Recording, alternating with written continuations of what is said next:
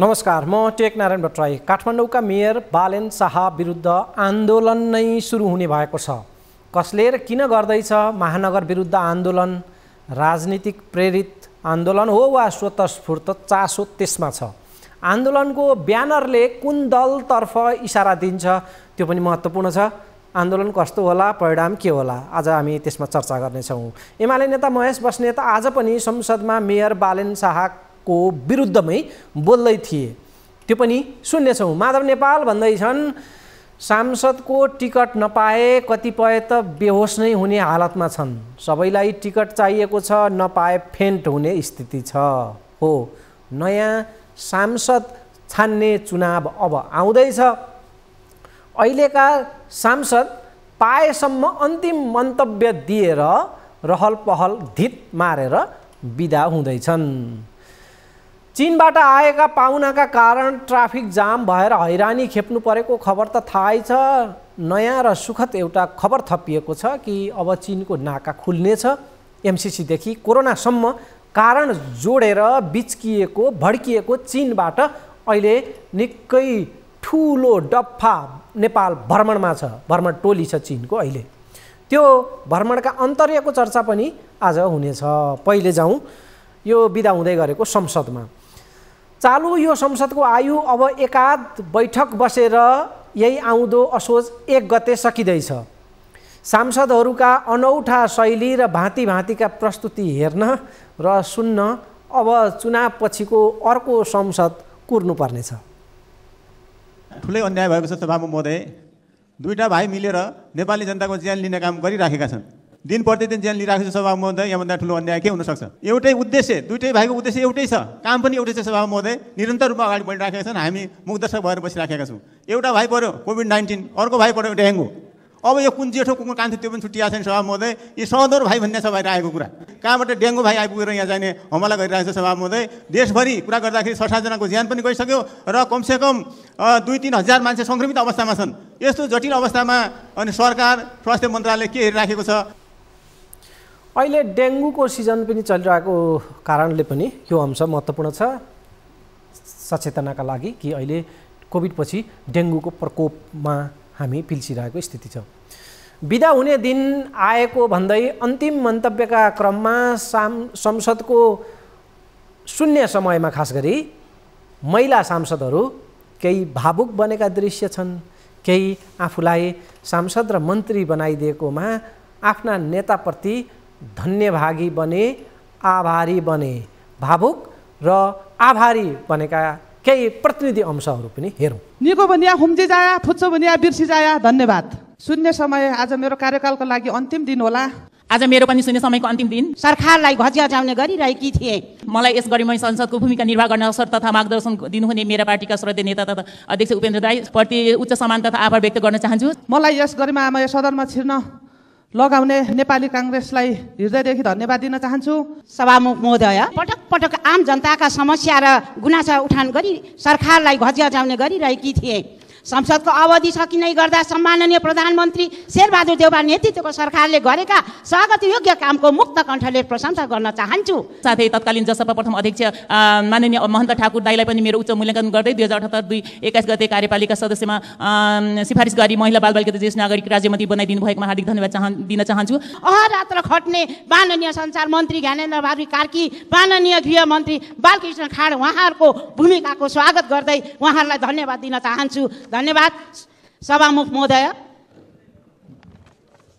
मैले पीडा पोख्ने क्रममा काहीँ व्यक्तिगत रूपमा काहीँ चित्त दुखेको छ भने मलाई क्षमा गर्नुहोला भन्दै हब्बै माननीय ज्यूहरूलाई अन्तिममा निको बनिया हुम्जी जाया, फुच्चो बनिया बिर्सी जाया। धन्यवाद। सचिवालयका पदाधिकारी तथा कर्मचारी मित्रहरू र मर्यादा पालकहरूलाई धन्यवाद दिँदै बिदा हुन चाहन्छु। धन्यवाद।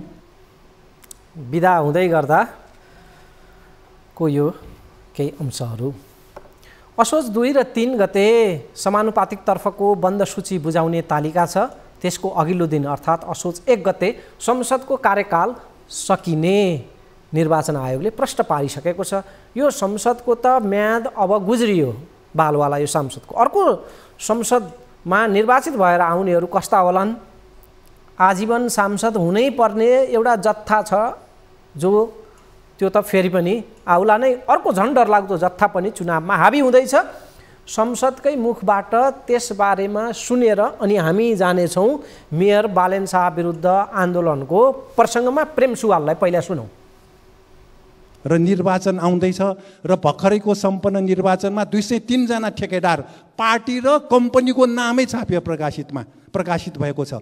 सबै सरकारमा जाने पार्टीका त्यो मेयर उपमेयर गाविस अध्यक्ष वडा अध्यक्ष वडा सदस्यको नाम नामेसी प्रकाशित छ। ती पार्टीका नेताहरूले बोल्नु पर्यो। ठेकेदार र राजनीति भनेको एउटै हो कि के राजनीति पनि ठेकेदारी जस्तै पिच आज गर्यो भोलि उप्किने बनाउने हो कि राजनीति त्यही हो कि? कुन पार्टीका हुन्? सबै पार्टीका नेताहरूले यसबारे स्पष्टीकरण दिनु जरुरी छ। निर्वाचन घोषणा लगतै चुनावमा भाग नलिने तटस्थ व्यक्तिहरूको सरकार गठन गर्ने र संसदको कार्यकाल पनि अन्त्य हुने बन्दोबस्त हामीले गऱ्यौँ भने दुविधा हुँदैन। अहिले दुविधा भइरहेको छ।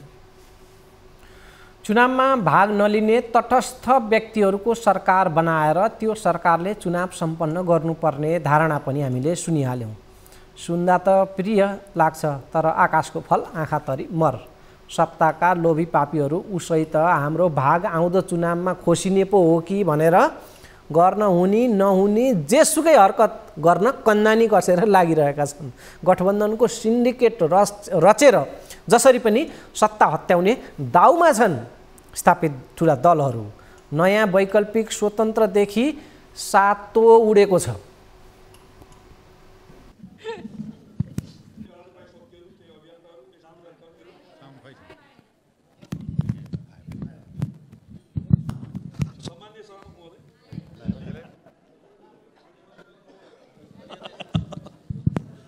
सम्मानीय सभामुख महोदय, केही बौद्धिक अराजकवादी शक्तिहरू, केही अभियन्ताहरू, केही स्वतन्त्र कर्मीहरू, केही सञ्चारकर्मीहरू, केही जनप्रतिनिधिहरू साइबर क्राइमलाई आकर्षित हुने गरेर वायर रुम सञ्चालन गर्दै सोसियल मिडिया र मिडियालाई दुरुपयोग गर्दै सिस्टमलाई बिथोल्ने, पार्टी व्यवस्थालाई बिथोल्ने, नेता र कार्यकर्ताहरूमाथि बदनाम गराउने जुन खालको गतिविधि गरिरहेका छन्, हाम्रो संस्कारलाई समाप्त गर्ने गतिविधि गरिरहेका छन्, त्यस्ता तत्त्वहरू अन्तर्राष्ट्रिय मिसनबाट परिचालित छन् भन्ने मेरो निष्कर्ष हो। त्यसो भएको हुनाले हामीले सूचना प्रविधि ऐनलाई व्यवस्थित गर्दै यस्ता शक्तिहरूलाई कारबाही गर्ने कुरामा सरकार लाग्नुपर्छ भन्ने मलाई लाग्छ। महानगरले मापदण्ड मिचेको जमिन खाली गर्ने सन्दर्भमा उचित समय, विकल्प र क्षतिपूर्ति नदिकन दशैंको मुखमा लाखौँ व्यवसायीहरूलाई रुवावासी बिचल्ली बनाएको छ। त्यसको पनि समय, क्षतिपूर्ति र विकल्प दिनुपर्छ भन्ने मेरो माग छ। त्यसै गरी डेङ्गु रोग नियन्त्रण गर्ने सन्दर्भमा नेपाल सरकारले उचित ध्यान दिएको छैन, यो कुरामा पनि ध्यान दियोस्। त्यसै गरी नागरिकता विधेयक जस्तो विवादित राष्ट्रघाती विधेयकलाई सामान्य राष्ट्रपतिज्यूको नपुर्याओस्, किनभने संसदको अवधि सकिसकेको हुनाले यो विधेयकलाई आगामी संसदमा फेरि हामी छलफल गराउँछौँ। राष्ट्रपतिज्यूका पुर्याउने कुराले यो सरकार। एमाले नेता महेश बस्नेत लगातार काठमाडौँका मेयर बालेन शाह र स्वतन्त्र दल, स्वतन्त्र उम्मेदवार एवं अभियन्ताहरूप्रति असहिष्णु प्रस्तुत हुँदै आएका छन्। काठमाडौँका अघिल्ला मेयर एमालेकै विद्यासुन्दर साक्य थिए। उनले थुपारेका व्यथिति र आँट्न नसकेका काम स्वतन्त्र मेयर बालेन शाहले धमाधम अघि बढाएका छन् र जनस्तरबाट स्याबासी पनि पाइरहेका छन्। तर महेश बस्नेतदेखि काङ्ग्रेसका मीनबहादुर विश्वकर्मा लगायत दलका केही नेताहरू मेयर विरुद्ध मुखर भएर उत्रिएका छन्।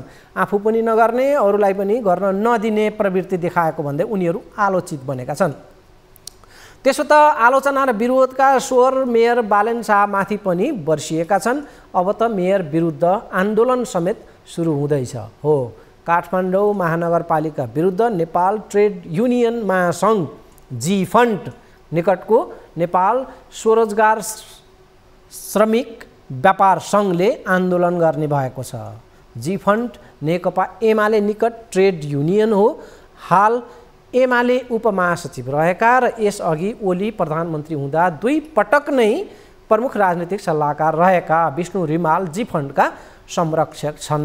त्यही जी फन्ड मातहतमा परिचालित हुने गरी महानगर र मेयर बालेन शाहको कार्यशैली विरुद्ध सडक आन्दोलन घोषणा गरिएको छ।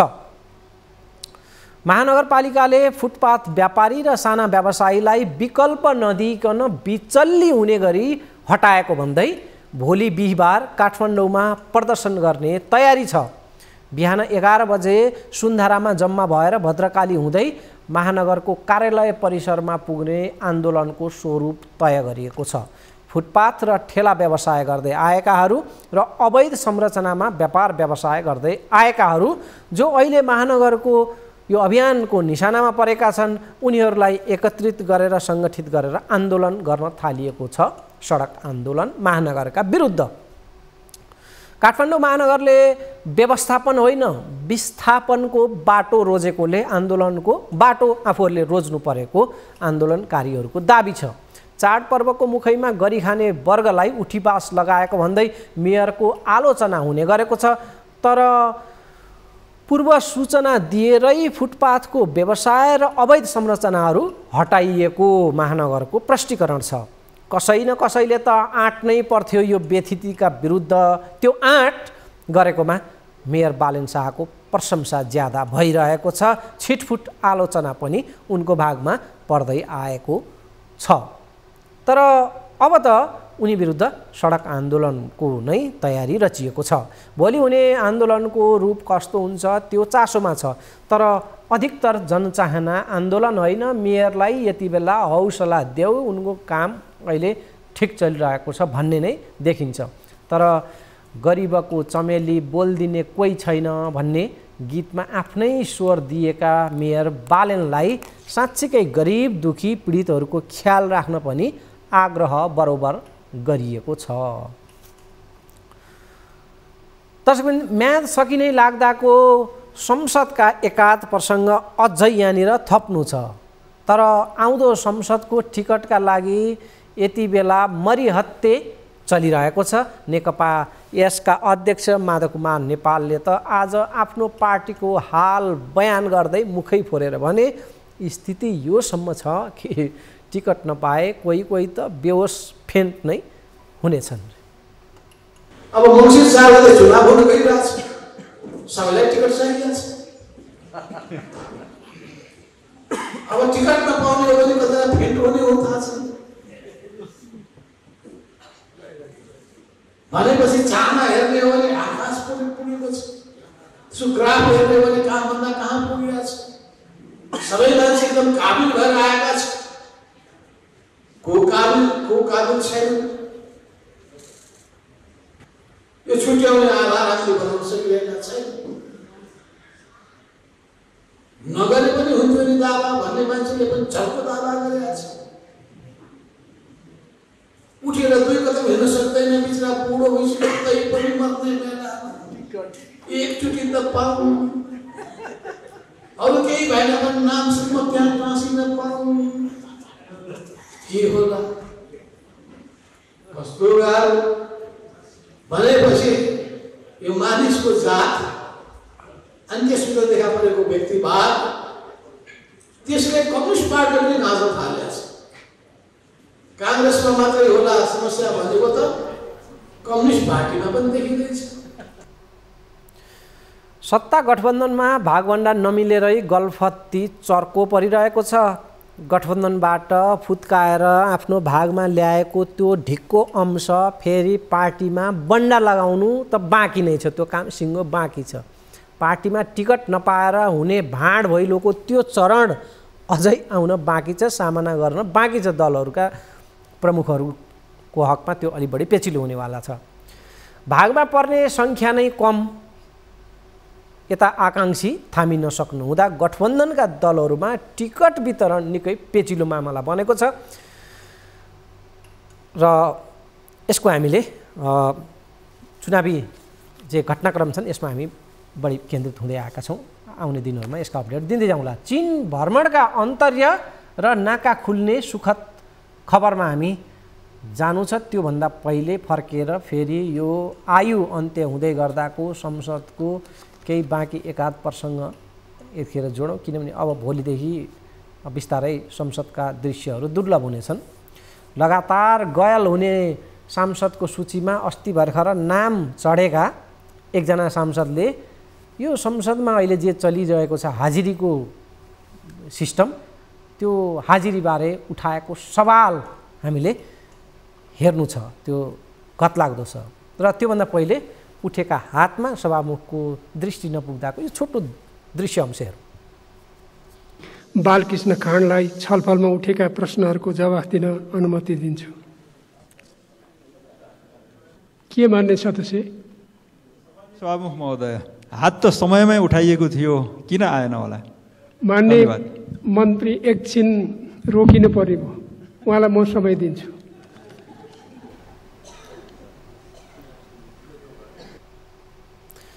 लगातार 10 पटकभन्दा बढी संसदमा गयल भएको भन्दै काङ्ग्रेस सांसद भीमसेन दास प्रधानको नाम आएको थियो अस्ति भर्खर। किन संसदमा गयल कारण खोज्दा उनी अमेरिकामा पारिवारिक भेटघाटमा थिए। छोरीको कलेज ग्रेजुएसन अर्थात् दीक्षान्त समारोहका लागि उनी अमेरिका थिए। आज उनले यो कार्यकाल सकिने लाग्दाको घडीमा संसदमा डिजिटल हाजिरीको माग गरेका छन्। को सांसद कति समय संसदमा बितायो, बैठकमा बितायो, कतिखेर आयो र कतिखेर गयो, त्यसको रेकर्ड बायोमेट्रिक हाजिरीमा उतार्नु पर्ने उनको माग छ। अब अर्को संसद सुरु हुँदा हाजिरी कापीमा ढड्डामा लेखेर होइन, विद्युतीय हाजिरी अनि डोर इन्ट्री सिस्टममा जानुपर्छ। माग सुनौ। यो अधिवेशनमा संसदहरूको नकारात्मक सन्देश सम्प्रेषण भएको छ। प्रयास विधेयकमा प्रस्ताव पारित गर्दा घनपूर्वक सङ्ख्या नपुग्ने र 3 मिनट खन्ती बज्दाखेरि पनि नपुगी चाहिँ संसदको चाहिँ हाजिर गर्ने र तलब भत्ता पाकेर भाग्ने भन्ने किसिमको समाचार सम्प्रेषण भएको अवस्था पायो र संसदमा पूर्ण समय बस्ने र नबस्ने एउटै दालोमा एउटै बास्केटमा राख्ने पनि परम्परा बस्यो, मूल्याङ्कन भएन।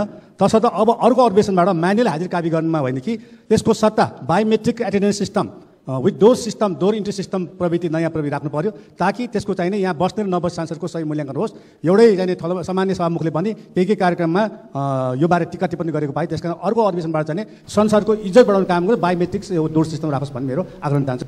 अब छोटो विश्रामपछि हामी चीन चर्चा गर्नेछौँ। विश्राममा जाउँ।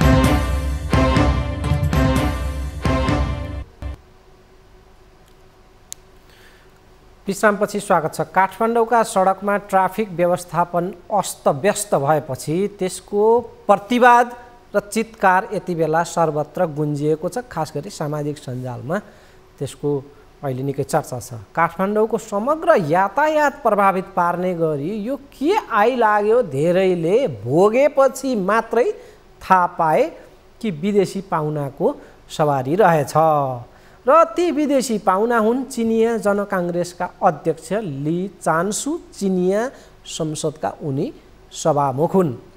चिनिया सभामुख सानो टिममा आएका छैनन् नेपाल। आफ्नै विशेष विमानबाट सोमबार काठमाडौँ अवतरण गरेका लीको नेतृत्वमा 67 जनाको डफ्फा नै छ।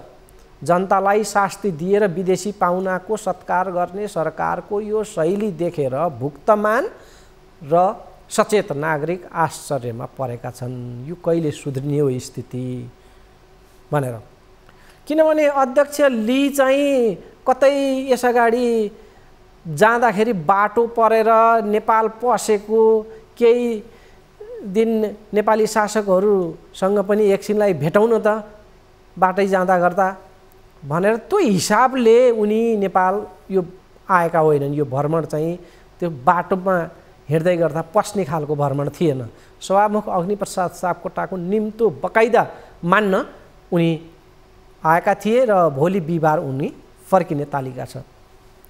ली नेपाल आउने कार्यक्रम पूर्व निर्धारित थियो, तर काठमाडौँको ट्राफिक व्यवस्थापन चाहिँ आकस्मिक घटना चाहिँ भद्रगोल हुन पुग्यो। जनता सूचित थिएनन् ट्राफिक यो डामाडोल हुन्छ भन्ने बारेमा। चिनिया नेताहरू नेपाल आउँदा पछिल्लो समय स्वाभाविक रूपमा चीनतर्फका नाका बन्द भएको विषयले प्राथमिकता पाइरहेको छ, चर्चा पाइरहेको छ। तिब्बतमा कोरोना बढेको भनेर चीनले लकडाउन गरेको छ। नेपाललाई कुनै सूचना नदिई उसले तातोपानी नाका एकतर्फी रूपमा बन्द गरिदियो। चिनिया दूतावासलाई पत्र लेखेपछि 10 देखि 15 सेप्टेम्बरसम्म नाका खुला हुने जानकारी दियो। अध्यक्ष ली सोमबार नेपाल आइपुगे। 2 दिन अघि अर्थात् शनिबारदेखि नाका खुल्यो। अध्यक्ष ली बिहिबार स्वदेश फर्किनेछन्। उनी फर्किए लगत्तै फेरि त्यही दिनमा नाका बन्द हुँदैछ। यो सेड्युल थियो, तर ताजा अपडेट छ कि चीनले अब नाका निरन्तर खोल्ने भएको छ। यो ताजा जानकारीमा हामी अलि विस्तारमा केही बेरमा जाउँला। चीनको नाकामा सामान अड्किएर त्यो कारण दर्शाउँदै ऋणको बोझले थिचिएका न्यू रोडका एक व्यापारीले हालै आत्महत्या गरेको भन्ने खबर पनि बाहिरिएको स्थिति छ। भनेको कति गम्भीर, कति सङ्गीन मामला छ यो नाकाको मामला। जे होस्, चीन निकै सक्रिय भएर आएको छ नेपालको हकमा। पछिल्लो समय निकै बाक्लो हुँदै गएको छ। चिनिया अधिकारीहरूको, चिनिया नेताहरूको, पाहुनाहरूको नेपाल भ्रमण। नेकपा विभाजन रोक्ने असफल प्रयासमा पनि चिनिया भ्रमण टोली नै आएर यहाँ काठमाडौँमा सक्रिय रह्यो। एसपिपीको मामलामा संलग्न हुन नेपाल त्यो एसपिपीमा संलग्न नहुनका लागि नेपाललाई दबाब दिनका लागि त चिनियाहरूले निकै भूमिका खेले र अन्ततः नेपालले एसपिपीमा सामेल नहुने निर्णय गर्यो। त्यो निर्णयलाई चिनियाहरूले स्वागत नै गरे बकाइदा औपचारिक रूपमा। एमसीसीको ज्वरो सुरु भएसँगै चीनतर्फको चासो र भ्रमण नेपालमा बाक्लिन थालेको।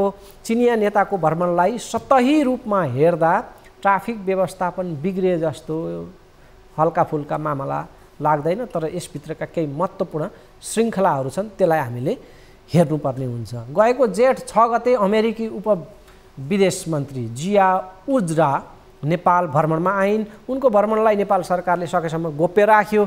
जियाले जावलाखेलमा रहेको तिब्बती शरणार्थी शिविर भ्रमण गरिन् र तिब्बतीहरूलाई केही आश्वासन पनि सम्भवतः उनले बाँडिन्। दोहोऱ्याएर यहाँ भन्न जरुरी छ कि अमेरिकी मन्त्री नेपाल आएको मिति थियो जेठ 6 गते।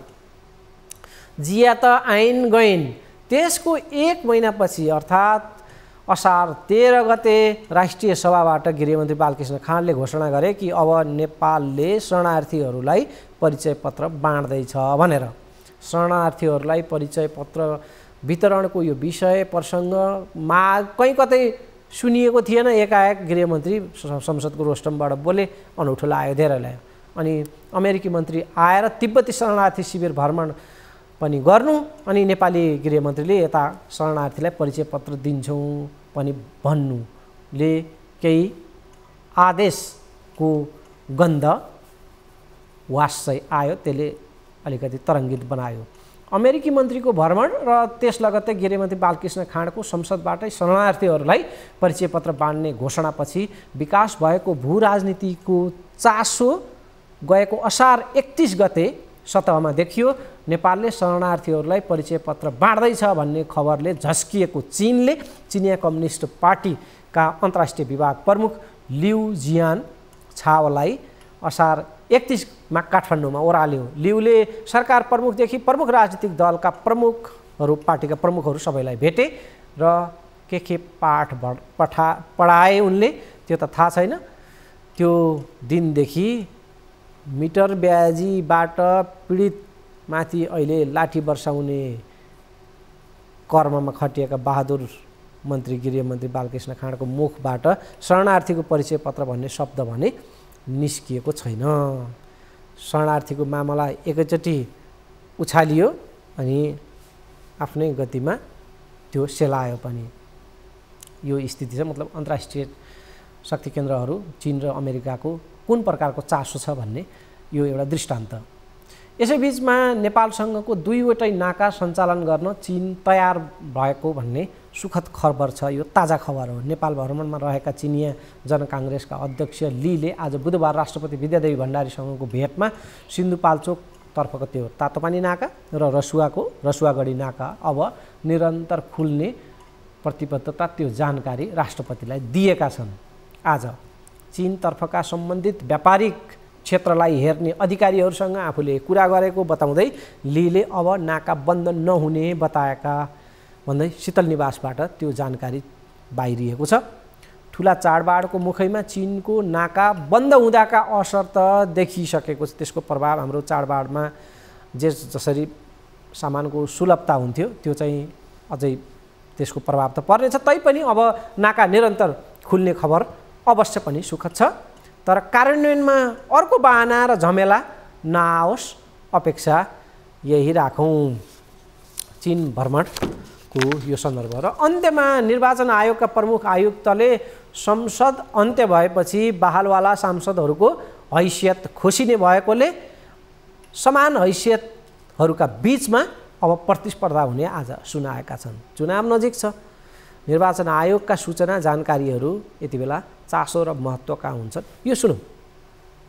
कार्यकालको विषयमा आयोग त स्पष्ट नै छ, तैपनि त्यसलाई प्रष्ट व्याख्या गरेर कहीँ कतैबाट प्राप्त नभएको हुनाले 2 गतेदेखि यो प्रक्रिया प्रारम्भ गर्न हामीले राजनीतिक दलसँग कुरा गऱ्यौँ र एकमत के भयो भने जब अर्को कार्यकालको निम्ति नयाँ बन्द सूची लिइन्छ भने पुरानो बन्द सूची कुनै तरिकाबाट निष्क्रिय गर्ने प्रक्रियामा जानुपर्दछ भन्ने कुरा आयो। तदनुसार अब निर्वाचन आयोगले निर्वाचन आयोग ऐन 2073 को दफा 49 को प्रयोग गरेर र प्रतिनिधि सभा सदस्य तथा प्रदेश सभा सदस्य निर्वाचन ऐनको दफा 64 लाई प्रयोग गरेर यसलाई उपयुक्त निकास दिन्छ। अर्थात् नयाँ प्रक्रिया प्रारम्भ हुनु अगावै ती पुराना उम्मेदवारीहरू स्वतः रद्द गर्ने गरी यसलाई हामीले अगाडि बढाउँछौँ। हस् त, समय सकिएको छ, बिदा हुन्छु। नमस्कार।